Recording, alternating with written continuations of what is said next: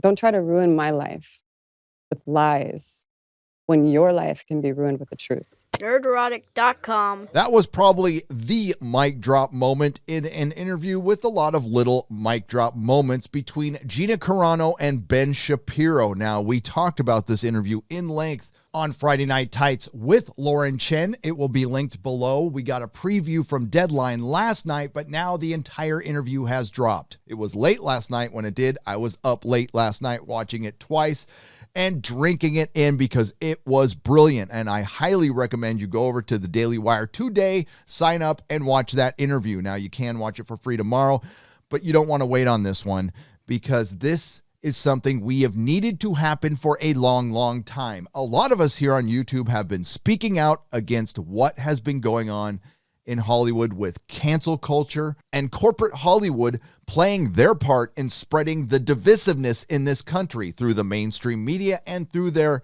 entertainment, which is now platforms for influence.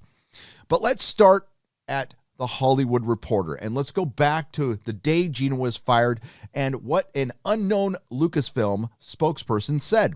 Gina Carano is not currently employed by Lucasfilm, and there are no plans for her to be in the future. A Lucasfilm spokesperson said in a statement. Nevertheless, her social media posts denigrating people based on their culture and religious identities are abhorrent and unacceptable. It was not just her firing, it was that statement at the end that I and many others have found abhorrent. That's taking it a bit too far. That is a giant billion-dollar corporation bearing down on an individual and exacerbating and pushing a lie. What's going down right now should be historic, and hopefully it is, but it's going to be awfully hard when you have the entire system bearing down on you. Gina Carano is supposedly everything Disney, Star Wars, Lucasfilm, and Hollywood is all about. A strong, independently minded female standing up against the machine. And what are they doing? They're trying to crush her for it. And I think, honestly, Hollywood's shook. I think they're shook. I think they see the hypocrisy. I think they see the double standard. Lucasfilm and Hollywood have been exposed, and they are now in fear of Gina Carano, and they have been in fear of her, and that's why they are trying to take her out. And she directly references this. Now, again, this is a great interview. I wish I could fill this video with clips, but I'd rather you go see it. And right now it's behind a paywall. I'll try to put in as much as I can to entice you to go watch the whole thing. They talk about Disney. They talk about Gina's career. They talk about the firing. They go over all of her social media posts and what her motivation was behind it. And guess what? It wasn't racism. It wasn't degrading a group of people or a religious group. You might disagree with her, and that's completely okay. We're not talking about her being right about absolutely everything. We're talking about her being fired for having an opinion. And once again, this exposes the abysmal leadership from Kathleen Kennedy and everyone on the board at Lucasfilm.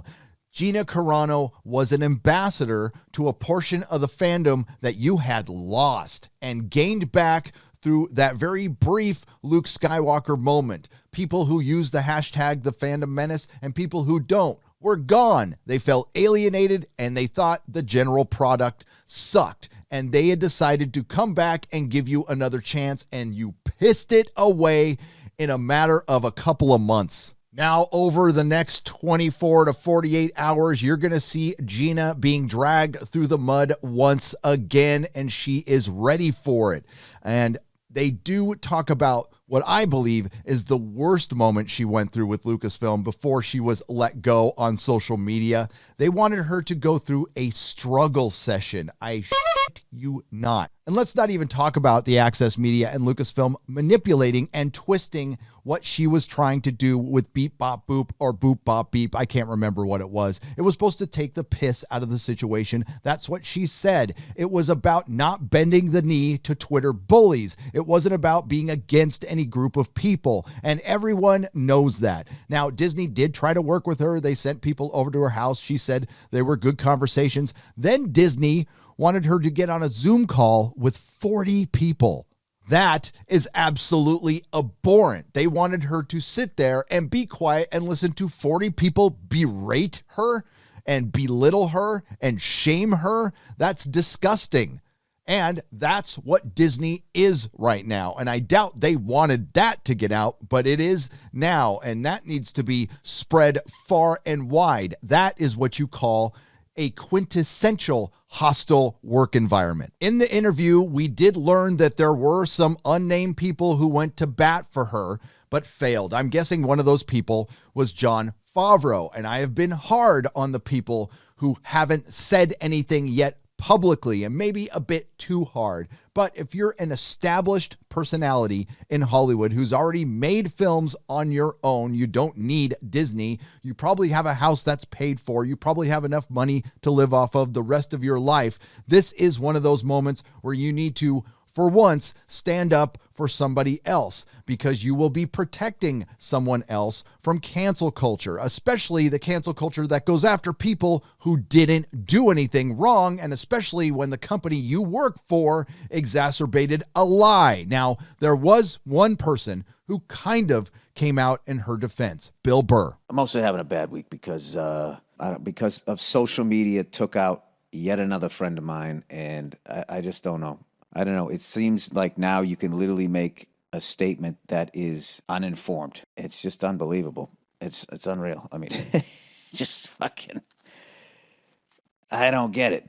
You know, I don't agree with what I read, but I mean, do I think that then you should just, everybody gets the electric chair? There's just no like, hey, you know, you might want to read up on this a little bit more before you compare this to that. You know, it's just like flamethrower, lit, done. Crazy, man. Crazy goddamn times. As like these saints, and it's just like everybody's a human being. Everybody makes mistakes. Everybody is flawed, and I just don't understand this. Just fuck. I don't know. I don't want to even talk about this. It's not worth it, man. Don't talk about it. What are you gonna do? I mean, what Even the outspoken Bill Burr, who I respect, don't always agree with, is afraid to mention Gina by name or call out Disney by name, with good reason. He's not one of those established multimillionaires. He's got a daughter to raise. I understand that, and I don't blame him. Disney and Hollywood have created an atmosphere of fear. It's like 1980s East Germany. And again, it's so bad that the very respected and established Jon Favreau is afraid to publicly defend Gina. And that's why I have so much more respect for her. And I didn't think that was possible. She is blazing a trail. She is risking it all so others can stand up in the future, and hopefully to protect others who are innocent from being canceled in the future. Late in 2019, I did a couple of videos on the Dave Chappelle effect, and we had Dave Chappelle calling this crap out, Ricky Gervais, Seth MacFarlane has done it in the past, but Gina has taken it to a whole new level. And this is a paradigm shift in Hollywood. They are terrified of Gina Carano. She is one singular voice that not just one, but multiple billion-dollar corporations are bearing down on. You got billion-dollar companies raining down on me from every different place. And do I really even need to say anything? Like, you're showing it. You're showing what you do to people. You're showing you don't give them a voice. You're showing you're not going to listen. You're showing what bullies you are against one voice here. Here's a brief example of the overall Hollywood hypocrisy. An actress from Star Trek The Next Generation and Star Trek Picard, Marina Sirtis, came out recently and put her foot in her mouth by deciding to exploit a horrific situation that happened in Texas over the past week where people lost their lives. Don't get me wrong, my heart bleeds for what Texans are going through right now. But the mean girl in me says you get the government you deserve, and they have voted Republican across the board for the last 20 years. And then she decides to shout out a politician she likes. That's an asinine statement, one I completely disagree with, one that I find abhorrent. Yet she is still working as far as I know, and here's the difference. I don't want her fired. People are free to sound as stupid as they want. That's the beauty of free speech.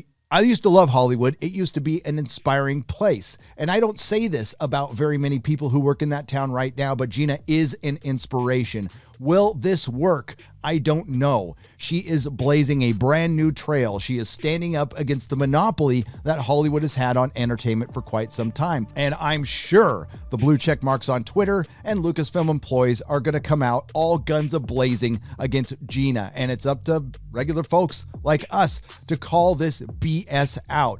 Lucasfilm has been exposed. This is a good thing. I wish Gina all the luck in the world. I'm looking forward to see what happens next. They're speaking. The people are speaking. They're speaking right now out there. And I think, honestly, Hollywood's shook. I think they're shook. I think they see the hypocrisy. I think they see the double standard. And I read this somewhere. It's like, don't try to ruin my life with lies when your life can be ruined with the truth. Nerdrotic.com. Please subscribe. Go check out that interview on the Daily Wire. If you like what you heard, please like, share, and subscribe, and leave a comment below. It really does help. And I'll see you in the next video. Hail Gina Carano.